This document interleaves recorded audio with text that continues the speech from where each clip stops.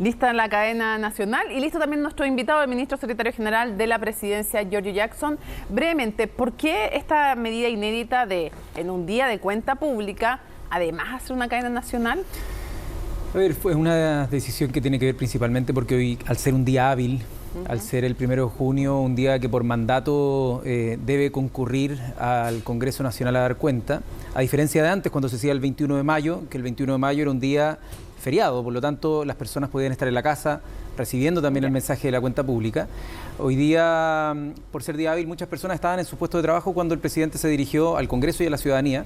Entonces se estimó que una versión absolutamente acotada, pero para que la gente también pudiera saber, al menos en resumen, algunos de los puntos principales de lo que se habló, se pudiera hacer unos 15 minutos en la noche. Tenemos harto que preguntarle, así que vamos por varios temas. Lo primero, ¿fue el objetivo volver a fijar la carta de navegación el centro de esta cuenta pública? Y eso quiere decir que la contingencia se había comido un poco esa carta, que estaba medio perdida, al menos para la opinión pública.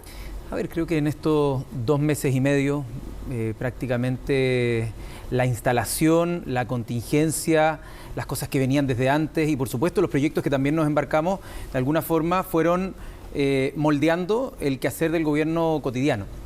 Y este momento para nosotros igual era un punto de inflexión y creo que se logró de manera muy positiva para poder entregar ciertas certezas, una hoja de ruta en torno al gobierno de cambio que queremos que sea este gobierno, el presidido por Gabriel Boric. Entonces, creo que se cumple con el objetivo de instalar cuáles son los temas fundamentales, cuáles son algunos plazos y también algunos énfasis que hemos recogido en este camino, en estos 2 meses y medio, insisto, donde se ha generado un aprendizaje bien significativo también en los equipos. Ministro, ¿cómo responde a las críticas? Porque de hecho no se ven anuncios sustantivos nuevos respecto de Araucanía. Entonces muchos dicen, sí, basta con lo que están haciendo, ¿por qué no se tomó más tiempo para este tema? ¿Cómo responde a las críticas también desde la oposición? A ver, yo diría, o las oposiciones. Yo diría que uno de los temas, si no el tema más largo, más abordado, fue el tema de la seguridad. En el que no solamente con un montón de menciones, ejemplos y énfasis, sino también con medidas concretas, con recursos, con plazos, con proyectos de ley comprometidos. Por lo tanto, quizás quienes con el prejuicio de que pensaban que el presidente Gabriel Boric no iba a hablar sobre los temas de seguridad como le están importando a las personas, quizás tenían ese seteo al momento de escucharlo, pero creo que cualquier persona que haya revisado el discurso podrá notar que en términos de dedicación y extensión fue un momento importante, tanto en medidas como en énfasis. ¿No hay anuncios nuevos sobre Araucanía? La pregunta es si con lo que ya están haciendo es suficiente, ¿no van a haber anuncios nuevos respecto a la Araucanía? O sea, respecto a Araucanía y también Biobío. La macrozona estamos hablando de la macrozona sur. Lo estoy englobando, pero la macrozona sur, ¿no van a haber anuncios nuevos?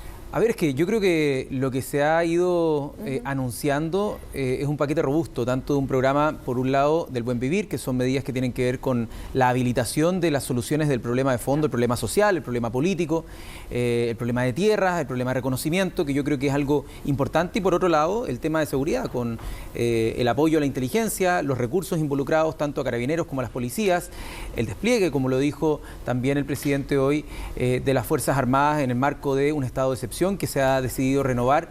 Por lo tanto, creo que hoy día estamos haciendo todo lo que está al alcance de la ley, lo que nos permite el Estado de Derecho, para poder garantizar que cada persona pueda habitar y transitar con seguridad. Estamos poniendo todos los esfuerzos, los recursos y por supuesto que esa es una tarea de muy alta complejidad. Otro tema, el presidente durante esta cuenta pública, su primera cuenta pública frente al Congreso Pleno, reconoció la labor de los trabajadores de la salud, pero también del gobierno anterior, de las autoridades, del expresidente Sebastián Piñera respecto a la pandemia. Y dijo que si habían sido duros con las críticas, hay un reconocimiento, hay un mea culpa, me imagino, entonces a las críticas que hoy día, con el correr del tiempo, pueden sonar injustas o pueden parecerles injustas. A muchos les parecieron en ese momento, a ustedes pueden parecerle ahora. ¿De qué se arrepienten como autoridades y por qué fueron tan duros? en ese momento? Yo diría que si es que hay algo que caracteriza al presidente Gabriel Boric, y esto es reconocido de manera bastante transversal incluso por quienes no lo apoyan políticamente, es que es capaz de hacer autocrítica y capaz de reflexionar en torno a los hechos pasados y poder ¿en qué estaba pensando avanzar respecto a la pandemia? ¿En qué críticas, en qué hechos estaban pensando? Yo diría que en particular, cuando se habla de la pandemia y de lo nuevo que fue para el mundo, no solamente para Chile, creo que todo el aparato público y de representación, oposición y gobierno, tenían un rol. Y creo que desde la vereda del gobierno, sobre todo cuando uno ve estos procesos que muchas veces son muy entrópicos, tienden al caos porque no tienes tanta información y que pueden aparecer en distintos lados de manera intempestiva, creo que el presidente hace un gesto a también, sobre todo el proceso de vacunación, que lo había dicho muchas veces antes, pero hoy día... Le estoy preguntando por las críticas. ¿Qué crítica fue injusta? Le voy a poner un caso concreto. Usted, el presidente, la ministra Vallejos, entre otros, votaron a favor una acusación constitucional en contra del exministro Jaime Mañalich, que fue rechazada. Sus palabras fueron: qué vergüenza, entre oficialismo y algunos sectores de oposición declaran inadmisible la acusación constitucional y dejan libre de responsabilidad política a Mañalich. Por ejemplo, ¿se arrepiente de haber impulsado y apoyado una acusación constitucional? No, yo creo que en ese momento no se estaba entregando toda la información que estaba disponible por parte del Ministerio de Salud y que después, de hecho, el ministro siguiente fue entregando y abriendo información, en este caso el ministro París, lo que demuestra que se podía entregar la información y se podía manejar la pandemia de manera distinta a la que se manejó en un comienzo. Si no se arrepienten de eso, ¿de qué se arrepienten? Creo que es importante... ¿El tono de las críticas de qué? Creo que es importante reconocer, por un lado, el proceso de vacunación y que por lo tanto eso se ha hecho de manera bastante transversal en campaña y ahora también, pero también el aquilatar, como lo dijo el presidente, el peso de la responsabilidad frente a problemas desconocidos. Eso es una cosa. Otra cosa distinta es cuando alguien tiene en su mesa información que puede compartir para que más personas puedan tomar decisiones y se decide no hacerlo, como fue muchas veces en el caso del exministro Mañalich. Por lo tanto, creo que en el tono de cómo pudo haberse generado quizás un clima para que hubiese habido mayor colaboración, lo pudimos haber hecho mucho mejor como oposición, pero eso no exime de la responsabilidad de quienes en su momento decidieron no abrir la gobernanza de la pandemia como debió haber sido. Reforma tributaria. Sin reforma tributaria, ¿no es posible todo lo que escuchamos hoy día? ¿Así de claro? O sea, se hace prácticamente imposible, ¿no? Porque hay un compromiso por parte de este gobierno que es que todos los compromisos financieros futuros que implican un alto desembolso de recursos tengan que tener ingresos permanentes.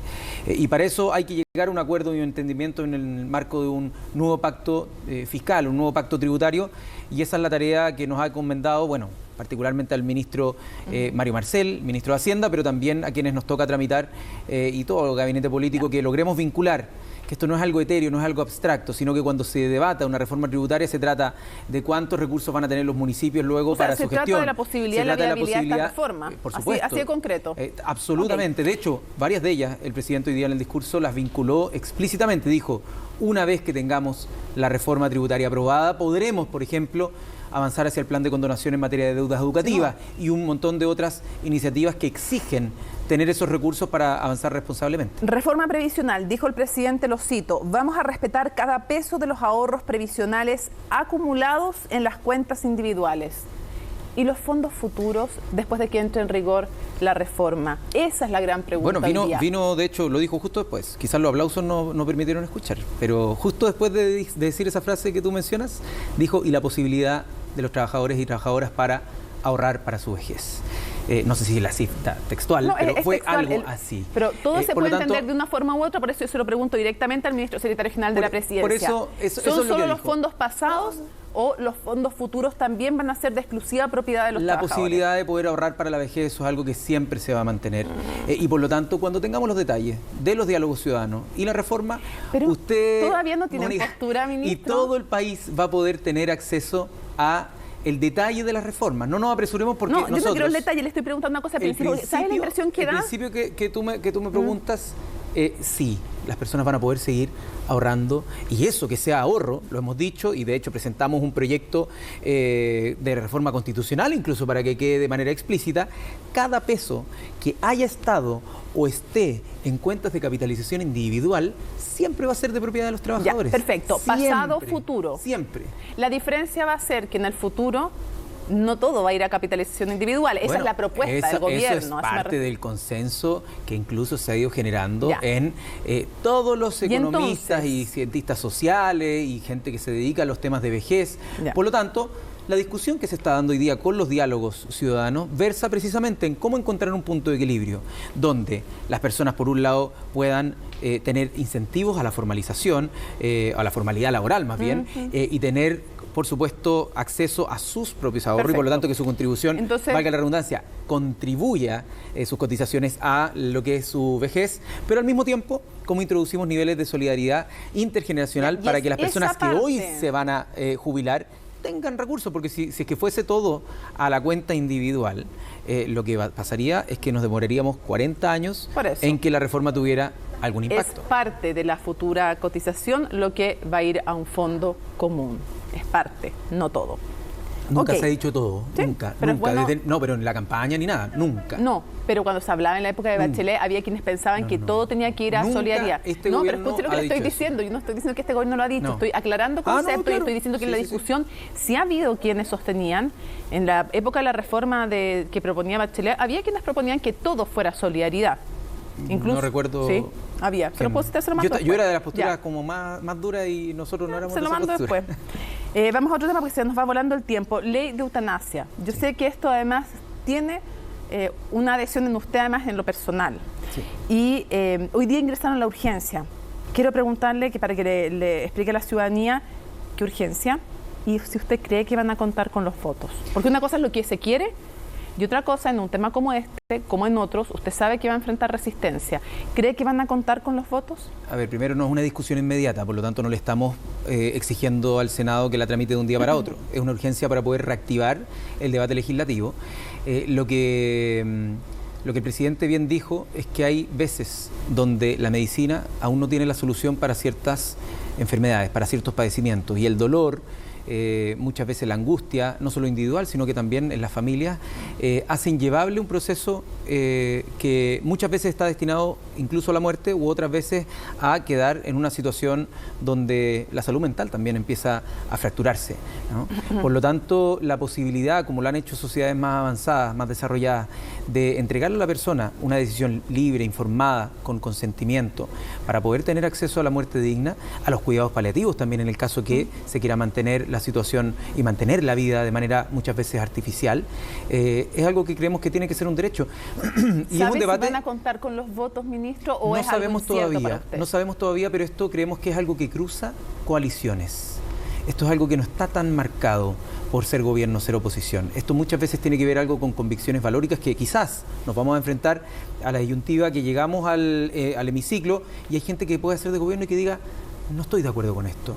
Y quizás nos vamos a sorprender porque hay gente que es de oposición pero diga, yo sí estoy de acuerdo con esto. Entonces, es bueno que el debate se dé. Nosotros creemos que esto es algo que muchas familias, y recuerdo a Freddy Moreira, ¿no?, que también nos ha estado muchas veces insistiendo por el caso de su hija, que de tan solo 14 o 15 años pedía, ¿no? Pero esto va a ser eutanasia para mayores de edad. Nosotros el proyecto es el que se aprobó en la Cámara de Diputados y Diputadas, que es para mayores de edad. Por eso, en el caso, en este caso como usted lo citó.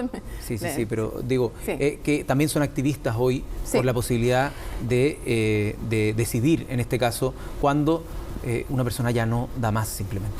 Ministro, más allá de que sabemos que tiene que haber presidencia y que no se puede hacer campaña, ¿es este un gabinete por el apruebo?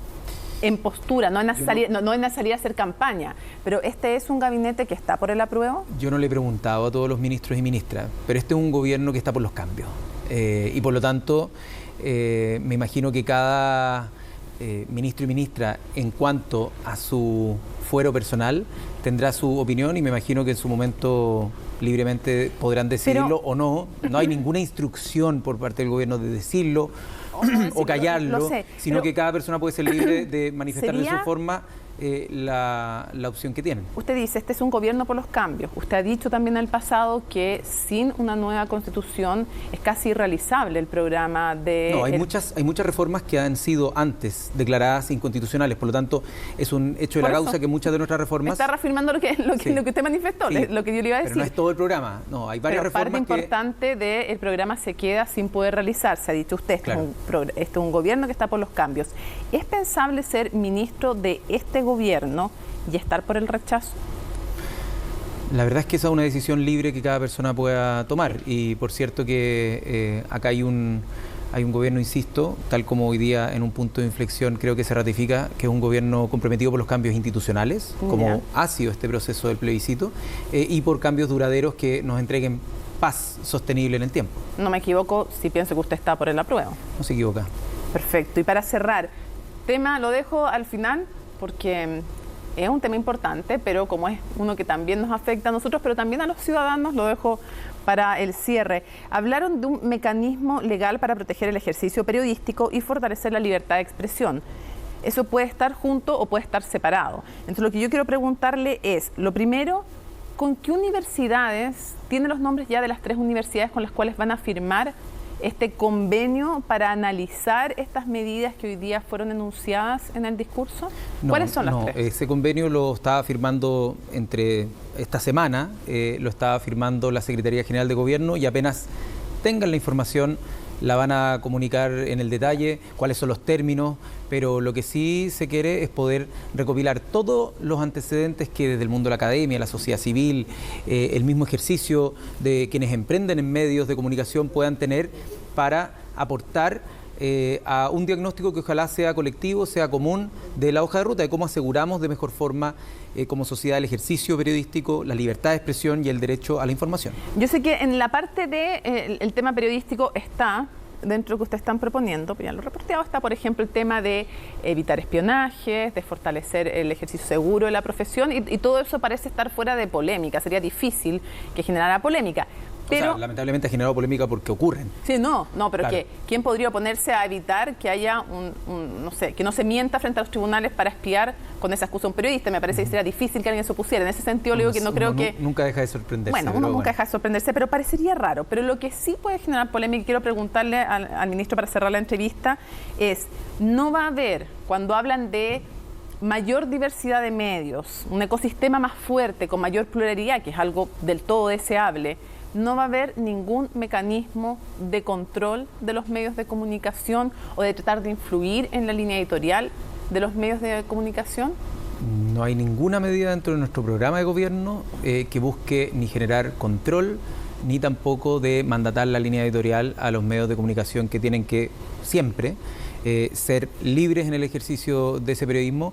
Por cierto, en los medios públicos existen mecanismos de gobernanza que hagan que, independiente de un gobierno de turno, pero tampoco en contra de los gobiernos, pueda haber información que los ciudadanos quizás no encuentren en otras parrillas informativas. Yo creo que el hablar de un ecosistema que pueda encontrar en las distintas personas formas de acceder a la información, ese es el objetivo. Y bueno, estas universidades que van a ayudar con este convenio con la Secretaría General de Gobierno a recopilar las mejores prácticas, yo creo que nos pueden dar la respuesta a tu pregunta de mejor forma que yo.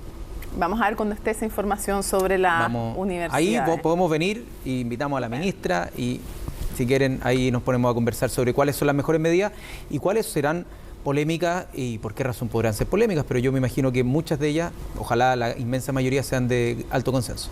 Así lo esperamos.